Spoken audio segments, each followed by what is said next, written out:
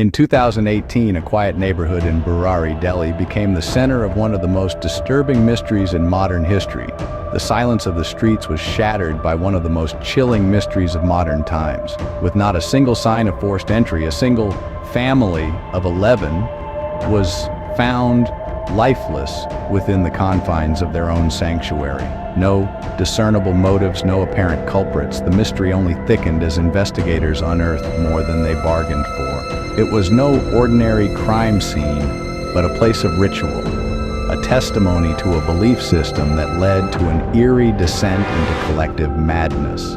This, the true story of the Burari Deaths. The Chundawat family, a household name in Burari, was a fascinating paradox of respect and normalcy. They were the embodiment of an average family operating a local grocery store, marking their presence at social gatherings and portraying a life that seemed conspicuously ordinary when viewed from the outside.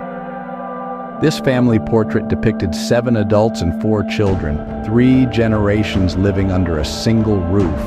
And central to this family tapestry was Lalit Chundawat, a man revered for his profound spirituality, yet suspected of wrestling his inner demons.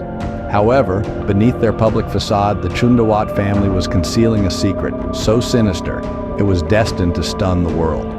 While neighbors engaged in casual chatter and children frolicked in the streets, a spine-chilling narrative was gradually taking shape behind the closed gates of the Chundawat dwelling. A narrative that would culminate into one of the most unsettling mysteries in contemporary Indian history. No one suspected that behind closed doors, something dark was unfolding. July 1st, 2018 dawned with an eerie quiet in the neighborhood.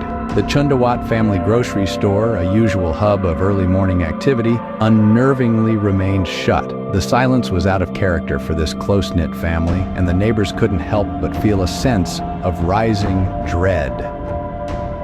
Phone calls to the family home landed on deaf ears, amplifying the sense of unease throughout the community. The ominous atmosphere culminated in a chilling discovery when the police broke into the silent home. A macabre spectacle greeted them. 10 bodies hung suspended from the ceiling, their eyes obscured with blindfolds, their mouths cruelly silenced with tape, and their hands tied in a grim parody of helplessness behind their backs.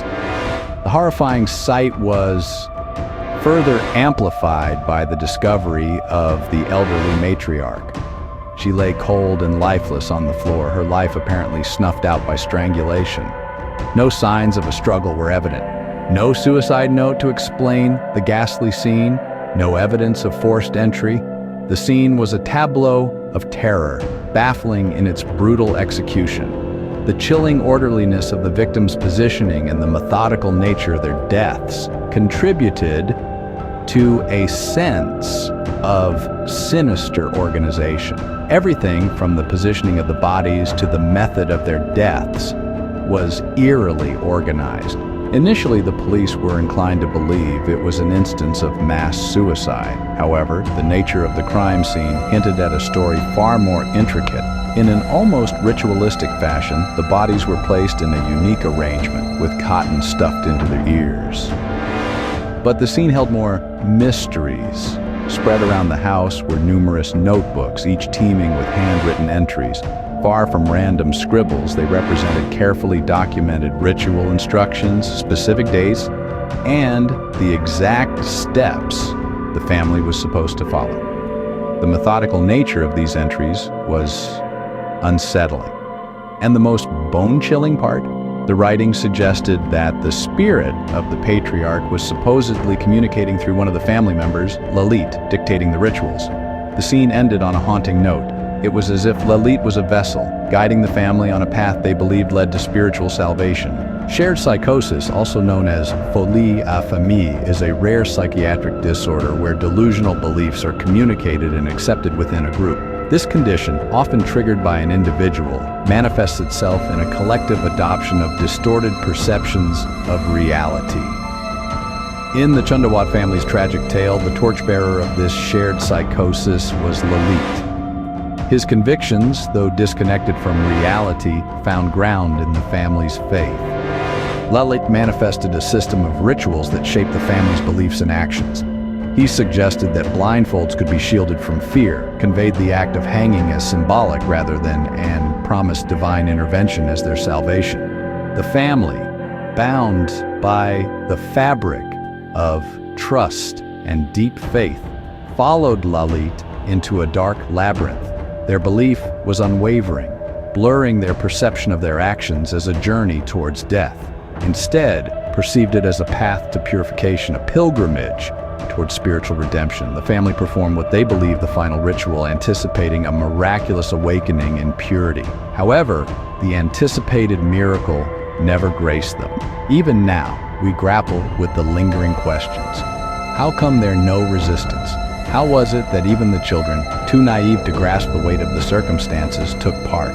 Was it due to their unwavering trust in the adults? Or could it be an instance of unflinching faith, a submission so profound that it overpowered logic and reason? These questions continue to shadow and haunt the narrative of this chilling case. The Burari Deaths sent shockwaves not just across India, but the entire world, serving as a grim reminder of the terrifying power of belief when logic fades away.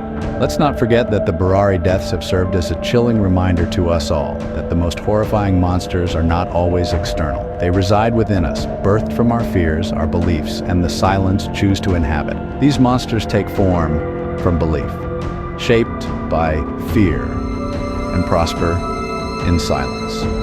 They are frighteningly real, palpable, and devastatingly human. It is this bone-chilling reality of horror, this haunting lesson that the Burari Deaths have taught us that we must bear in mind.